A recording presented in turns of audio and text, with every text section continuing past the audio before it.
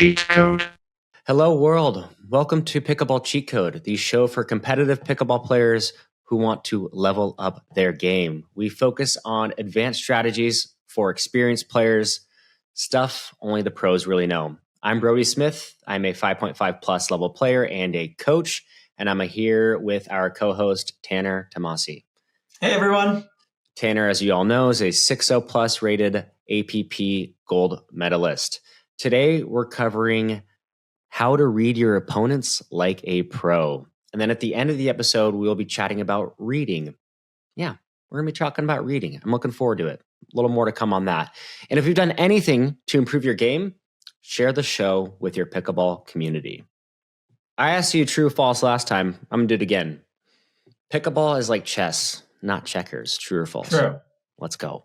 That's why we love the game. It's a chess match. There's so many nuanced variables to it. There's a lot. It takes a lot of thinking. Though. I don't mean to cut you off, but I have a question. Go ahead. I think I've come to this conclusion.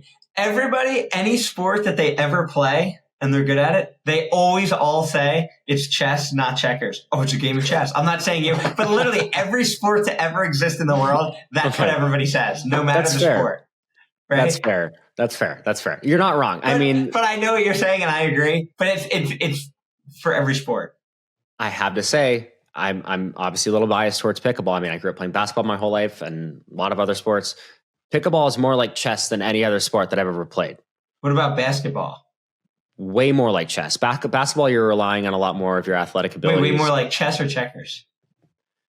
Pickleball is way more like chess than basketball. Basketball, why am I saying basketball? Basketball, that's not a sport. Basketball, everything is like chess, like you said. I agree. You're not wrong because there's nuanced variables and layers to add everything. But pickleball, more than anything else, is like chess. Agreed? Yes.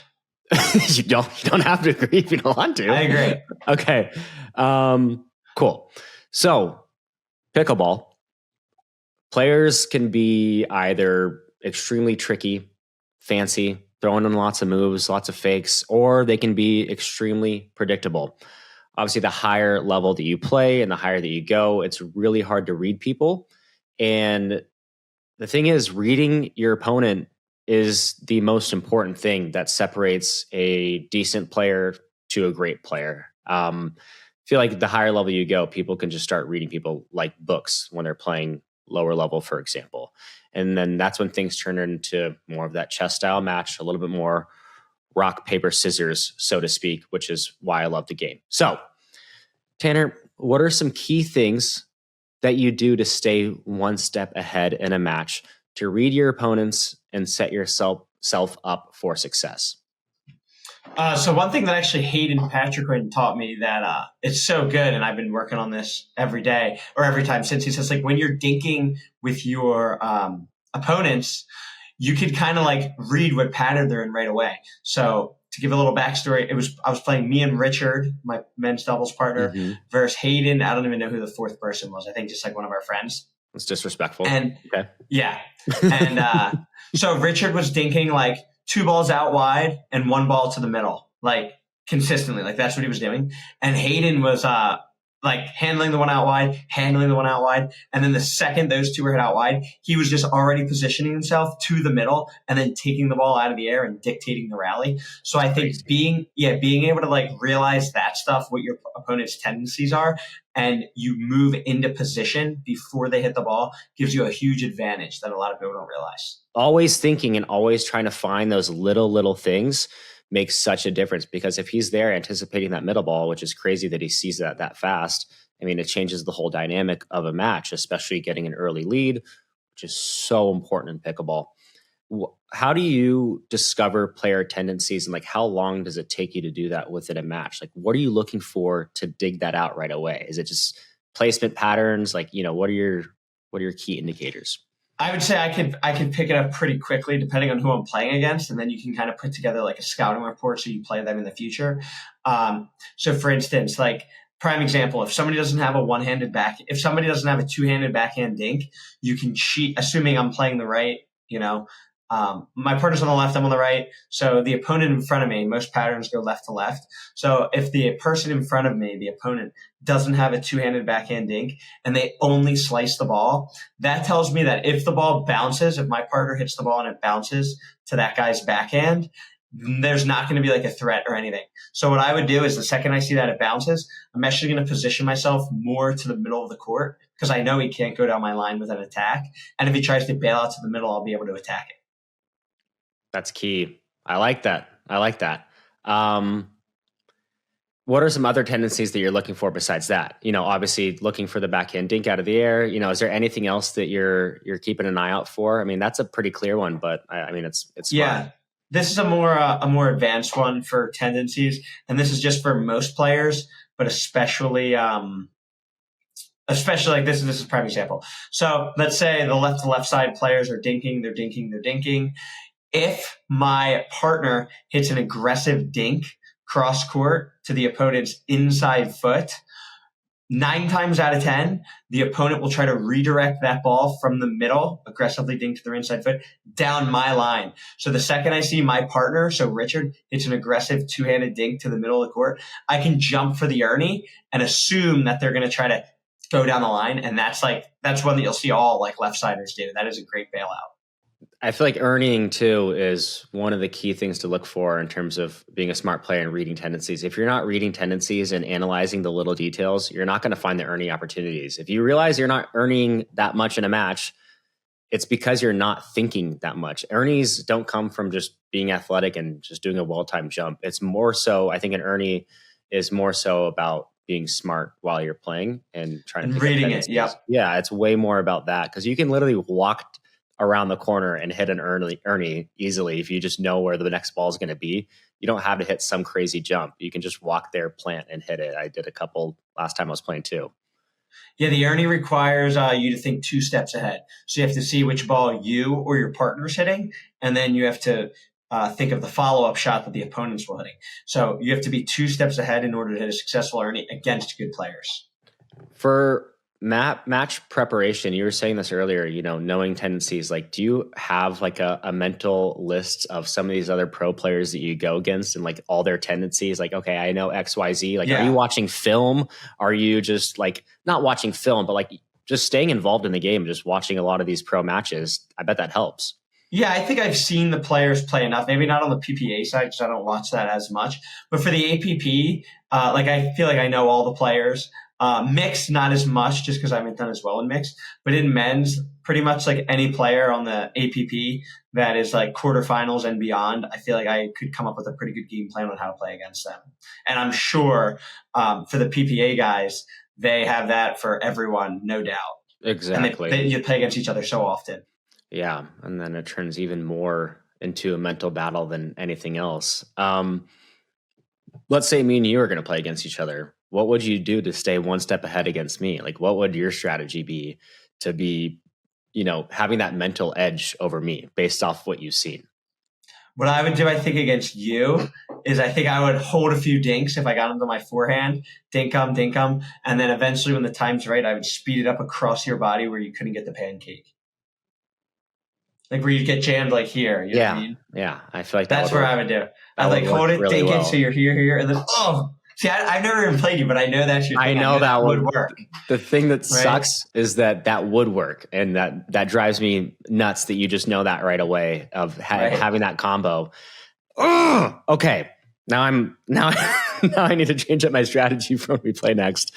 But I think the summary here is that the cheat code for our listeners is that you need to memorize every tendency that you can during a match. So thinking about of actions and reactions. If I dink one ball soft down the line, where is that next ball going? People will resort in their battles to their most common basic instincts a lot of the times, especially when matches get really close and really intense. And you have somebody in their heels, they're going to resort to a lot of their basic instincts. So memorize actions, reactions. The ball goes middle. Where is that next ball going? When you hit a third shot drop cross court, if you hit a deep return backhand, are they going to be dropping or are they going to be driving? Just taking mental notes of everything will change how those next balls go. And if you know they're driving the next ball, it'll be really easy for you on that transition to cover more of the middle and then hit a heavy volley back. So everything layers into the next thing. Cool. Just had to mention that. Cheat code of the year, perhaps. Anyway, kitchen battles, dink battles. I feel like this is where most of this comes into play anyway. For getting ready to anticipate a speed up, in order to read your opponent and be one step ahead there, what are some cues that you're looking for besides the obvious of just taking a paddle back too far, which is something that you see at the lower level, and maybe you can just step off the line a little bit. But what are some other cues that you're looking for besides a paddle just coming back too far in order to prepare for a speed up? So the main cue that I actually look for when preparing a speed up is actually on my side of the net. So if my partner hits the ball, I am reading their shot, and as it comes off their paddle, I'm kind of assuming if it's going to get attacked or not, or if it comes off my paddle, I'm assuming if it's going to get attacked or not. And then I'm kind of like doing the calculations in my head of where my partner is dinking the ball. Say my partner hits a dink cross court. I see off his paddle that's coming high. I'm kind of saying in my head, like, okay, this is going to get flicked. Obviously, in real time, it's a lot quicker. But where's the ball most likely going to go? If it's very low, I have more time to react. If it's very high, I'm just assuming the opponent's tendencies of their natural swing path where I should guess, Yeah. So essentially just based off ball positioning, you're just going to just generally predict where that next one will go. Like if it comes middle, it's probably going to be rolled cross court, right? Yeah. Okay. That makes sense. And then are there anything else that you're looking for? Maybe like a speed up off the bounce, for example? Like, do you see people open their bodies a little bit? Do you see them kind of tense up? Sometimes I see people's shoulders tense up a little bit too, to make sure that you're ready to counter, for example. Yeah, I would say like in practice, it's more difficult, like in drills and practice games, it's difficult to tell when people are going to speed up because I feel like they're loose, they're working on things, whatever. But in tournaments, I feel like, knock on wood, I feel like I never get like deceived with a speed up. Like I almost always know it's coming. It's just a matter of like where it's coming to. But like I feel like nobody's like tricking you with speed ups, if that makes sense. But do you feel like that's just, for not everybody feels that way though. So what are some of the things that you think that makes you know? Like, how do you know, So something I would know, like if a ball is going to get sped up, if a ball gets dinked and it lands really far out wide, I'm more cautious that ball is going to get sped up. If why? my partner to cut you off, is it because they're in an uncomfortable position and they just want to let it rip? So when somebody's in discomfort, or what is it? Why? So I guess I should have clarified. If a ball bounces out wide, that's like a decent ball, not like they're out of position, like they're in position. Just the wider the ball is, generally speaking, the easier it is to speed up because you have more angles to work with. So It's easier to be trickier with your spot. So like the second a ball goes out wide, like an alarm goes off in my head. I'm like, okay, this might get sped up.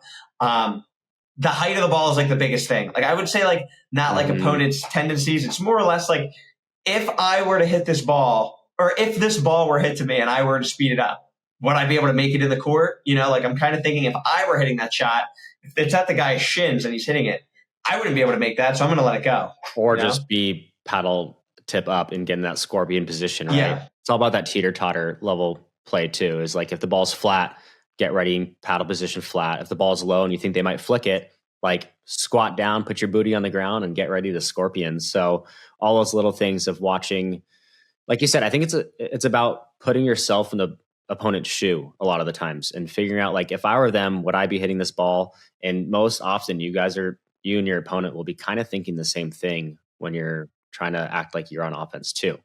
And then also for handling speed ups, and this is the higher level I play, I've noticed this way more. And when I was playing lower level, this really never happened, is the ability to properly slide. So sliding is prepping to get into pretty much your own sweet spot. So if I know a speed up's going to be coming to my chest, for example, I can kind of just tell based off where their body position is and where that last ball went. Maybe they went to my chest last time. What I'm going to do, for example, is I'm going to lean to my left and put my open paddle face so I can pancake the ball and hit it like a scorpion, because that's how I like to counter. Most often people will slide and get backhand ready. So essentially sliding is just going to get you into your happy place per se, and then into that position that you want to be to make sure that you're effectively countering. So for sliding for you, what are some things that you look for? How often are you sliding to make sure that you're one step ahead and you're ready to make that next play? So I think since I'm lefty, I don't do much sliding. Okay. If I was a righty, I'm not the best at this topic, honestly, and I'll admit that. But I think like you want to slide when the person in front of you is going to. I feel like you want to slide when the ball when it's a dead dink off the bounce. That's when you want to slide. Yeah. Or I honestly have no idea. I shouldn't comment on this. I just don't know. I'm trying to think. I just don't know. I feel like you slide to your backhand a lot. So if you think of speed ups coming and you want to avoid that shoulder, for example, so you're not flipping forehand, you're countering so often with your backhand. And it's about avoiding those chicken wing spots. I feel like you do it more than you think. I've seen you play. I think for me, I don't know if I necessarily slide. I know like if the ball bounces like out wide or whatever, I'll kind of take a step and position myself in front of the ball right before the opponent hits it. So like that's my form of sliding per se. I mean, that makes sense too. Like, yeah, it doesn't have to be a full dedicated slide. I think just more so prepping your body positioning too to be one step ahead is kind of, like you said, that's a form of sliding. So I'd give you that. I'd give you that, Tanner. The idea behind it is like so your partner can get involved and help as well to make like a 2-on-1. Where if you stay stationary, like you can get caught flipping. The whole idea is so you don't have to flip and your partner can cover. Like if you watch Colin John slides out of the backhand, Ben helps. I just don't know the best times when you should. I'm sure you can do it on like every ball. Well, regardless, even on a dead dink, just making sure that you're like, if the ball gets dinked out wide to your right, you're going to want to prep your body and making sure that you're just covering that line and your full backhand ready. And it's not a full slide. And then Richard, for example, on your left knows he's going to be covering middle because he's seen you shift to the right. So that core positioning and that prep before that ball is even hit without even a dedicated slide is so key in itself. So I think that's super, super important. Okay, I want to talk about poaching as well, because poaching can cause a lot of people problems, and especially as you're trying to transition and work into the kitchen, or they're transitioning and you want to keep them back, for example. How do you know that somebody's going to start poaching? Like, what are some tendencies that you look for, maybe in their footwork, maybe some previous points? What do you try to keep an eye out for to go behind them properly? The main thing is the return. If my team hits a short return to serve, I can almost assume that there's going to be somebody up in our face trying to poach the next ball. So that's when I want to try to get it super away from them or behind them. You want to stay out of the middle.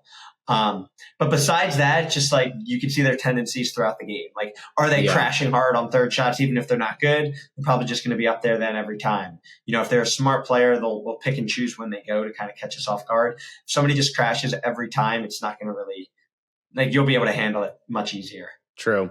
And then another question I had, this is something that I've been starting to do a little bit more, is fake poaching. Do you ever fake poach where you're going to just like pretend like you're just rushing one side and make it really obvious and then just come back to the left? I've noticed that's been setting up ernies for me left and right lately because they want to go to my backhand. So if I pretend like I'm rushing middle or right, and then they'll hit a high third to my backhand, I can just run around and ernie that ball. So that's something that I like to do a lot. Is there any like tricks that you like to do when you're trying to poach, or anything that you like to do for mix-ups?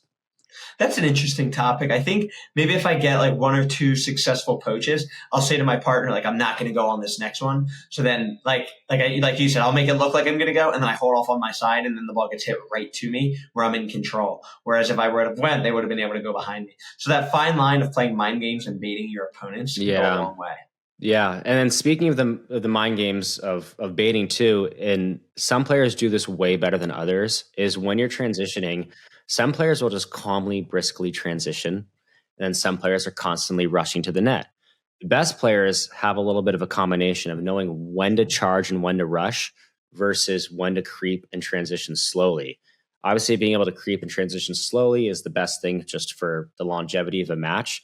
But are you ever doing mix-ups there to be kind of one step ahead and throw people off, where like sometimes you'll just be doing calm transition, calm transition, calm transition, and that fourth one, you're just rushing the net? Is that something that you do a lot? Yeah, more or less. Instead of like, all right, on these two, I'm going to go, this one I'm going to fake. I think like it depends a lot on my partner's ball. Like instead of like trying to fake them out, if my partner hits a good aggressive drop, I need to poach. And even if my opponents know that I'm coming, it's fine because I'm going to be able to do something or put a lot of pressure on them. If my partner hits a drop that's terrible and I poach, like even if I fake them out, they're still going to just slam Yeah. you know? So I think it's less of that and more or less of like reading your opponent, your partner shot, and being able to do damage off that. Yeah, and making sure you're tracking off the peripheral, like where that ball's going, and having proper ball tracking as you're transitioning. And that's something too that is so important to being one step ahead. Is we talked about defending speed ups, but applying speed ups and applying that pressure at the kitchen. So many people are like trying to like just see exactly where their opponents are shifting just by staring at them, or they're not watching at all and they're just staring at the ball. I think it's so vital that you have your peripheral vision locked at all times. So for example, I am always watching my opponent's paddle position, where it is. Some players are just ready to be backhand for everything, right? And then I know a speed up's going to be open going to the forehand side. So making sure that you're always having your peripherals track where your opponents are sliding, what their paddle positioning is, I feel like that is a huge cheat code. You have to be doing that a lot when you're playing your matches, right? Paddle positioning, like seeing their tendencies and their angles. Some people just don't even look for that at all. Yeah, absolutely. Like this past weekend or 2 weekends ago, whatever it was, I played against 2 weekends ago, Kyle Kazuto Ryler to Hart in the semifinals of the APP. Their paddle positioning, just knowing them, Kyle is extremely heavy backhand, very similar to me. He chicken wings a lot. Ryler's the complete opposite, extremely heavy forehand and gets caught this side a lot. So going into that match, yeah, like we know, like you want to avoid this spot, hit it to this spot, hit it to this spot. And then, like if you're not doing that, you're just going to endlessly get pounded. But by us having that, we know a lot more. Yeah. So always look out for that, people. Remember where these paddle angles are going to be, what these tendencies are, especially for counters, so that way you can apply pressure and be one step ahead. So if you know somebody's going to be just backhand ready on everything, speed up to that chicken wing spot. It's pretty straightforward, but I'm looking for that on the very first speed up that I hit. I will notice exactly what their reaction is, where they're going to go with that ball. Maybe they flip late to their forehand and they still get the counter. That means I can go a little bit more higher pace to that same shoulder, and I'm probably going to get them next time. So noticing the littlest things. For you in trying to be one step ahead during your matches, what is like your favorite mind game that you like to play? What is something that like you can go on the court with some 5-0 or 4 or 5 players that you're just going to have some mental edge over, and a mind game that you play, maybe a little strategy that you like to use? Something fun that I think players, like you said, like 4-5, 5-0, they don't really see much is like holding the dinks. You can do a lot off that. Hold the dink it out wide, hold the dink, same exact shot, and then speed it up through the middle. That always amazes everybody because it's something they probably haven't seen before. Yeah, holding the dink is huge. And then also, if you've already backlogged a lot of information about player tendencies, and then you're effectively holding your dinks in that triple threat position, it opens everything up. Because if you know their tendencies, like, all right, if I dink middle, he's going to be reaching for the next one. And if I dink middle again, he's still going to be reaching middle. If you hold that dink, it puts you in that position to know exactly what to do with that next ball. So you're like, okay, I'm going to roll outside. That's my number one cheat code for me is inside out forehand rolls. I even talked about it again last episode because it's my favorite thing to do, and it opens up everything. So for me, I like to repeat patterns, and we even did an episode on this, on conditioning and pattern recognition and repeating patterns. But inside out roll, inside out forehand roll to the person's backhand, and then that's going to open up middle. So making sure you're conditioning your opponents as much as you can to create your own tendencies and put them on their heels is huge. Tanner, what's a good tip that you have for some of our listeners here for, let's say, 3-5 to 4-0 level players that want to start training their anticipation skills in order to be one step ahead as much as they can? What is a good tip that you have for some of these players that are looking to be more mindful? My tip would be, when you hit your shot, have intention and assume where the next ball is going to go. So, for instance, if I hit a cross-court dink, I'm assuming it's going to come back to me cross-court. So then after I do that, okay, I'm going to hit this next one to the middle. I'm going to assume it's going to come back soft in the middle. I can pre-run around it and then create something. So when I hit the shot, I'm anticipating where the ball is going to come back. That's huge. Yeah, always just thinking about that next ball. And then the other thing I have too to add on to that is staying calm and staying relaxed. When you have a calm mind and a calm body, we've mentioned this many times, it's way easier to react to certain speed ups. And also when you have a calm mind and your mind's not racing and trying to do 100 things at once, you're able to think calmly about what that next ball is going to be, where they're going to go. So don't get too crazy and think about too many things at once. Just think about that next shot, where they're looking at, what they did before, things like that. For drilling for this, I think there's a good drill to help with your anticipation skills and to be more mindful in the court. One of my favorite drills, and we've mentioned this before, is I give you a feed. We're at the kitchen line. You give me a dead dink, and then I speed up, right? That action and reaction is one of the easiest ways to get in a rhythm where you can get used to, hey, if they're going to be speeding up in this spot, how can I properly slide and position myself? Where is that next ball going? It allows you to think over and over about, your shot positioning, their position of your opponent, and how to be able to read things properly. So I think just that dead dink to dead dink, or dead dink to speed up drill, and just repeating that over and over is super, super important. Is there any drills that you like to work on to help with your anticipation skills? No, I would say that drill that you said, I like that. I would agree with that one. And then I think just playing games to 5 of dinking cross court and then dinking straight on. I think just playing the game like situations at the kitchen as much as you can and getting those reps will naturally help you think about what that next ball is going to look like and be as ready as possible. Cool. Anything else that we didn't talk about, do you think, regarding, being one step ahead, anticipation, anything like that? I think we got it all. Let's go. I'm proud of us. As always, I'm very proud of us, Tanner. Speaking of being proud, you got a book. We talked about this previously, but it's around the corner and you got some new news about it. The book's not out yet, right? It's close? The book is not out yet. It's available for pre-order. Bam. It Ooh. is out. Yeah, it's looking good. It's out December 9th. Okay. Let me show you the people that I have on the back, Brodie. You can get on this list. Number 1. This is people vouching for the book. James Valentine, drummer for Maroon 5. Anna Bright. Hayden Patriquin. Ashton Davis, football player for the Miami Dolphins. We got it all. It's the real deal. That's big. December 9th, it comes out. Yeah. What do I have to do to get on the back of that book as somebody vouching for it? Is there anything? Or is it just not going to do any numbers for you? There's nothing right now, but volume 2, I think it's going to be a must have you on there. Woo! But I got something special. Let me tell you about that, Brodie. All right. So I've actually paired up, Brodie helped put this together. I've paired up with Carbon Pickleball to put together a fun incentive. So we have pre-order bonuses. So if you pre-order one of these books before the launch date, December 9th, you can just type in Pickleball in 60 seconds on Amazon. If you pre-order one, you'll get a video companion series. So basically, what's on chapter 10, you'll have a video corresponding to what's on chapter 10. So not only do you read it, you see it. The best way to absorb information. If you pre-order 5 copies, you're entered into a drawing to also win a carbon waves paddle. Well, it's True Foam Waves, to be specific. Oh, sorry. Yeah, you had it right. Oh, True Foam Waves is part of it. Yeah, you got it.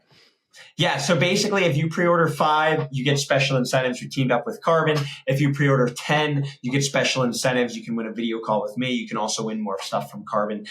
So it's super fun. It helps me out. It's a great Christmas present. Comes out December 9th. So it's a fantastic way to help spread the love of pickleball, help me live my dream, and see what we can do in the world of pickleball and leave our mark. You're doing it all, man. I got to pre-order 10. I need a video call with you. Why don't you just get 50? I need a video call with you. That's what I want. Whatever I can do to make that happen, I'm doing it. 50 pre-orders, video call, me and you. Jesus. Speaking of reading, this is what I prefaced the episode with.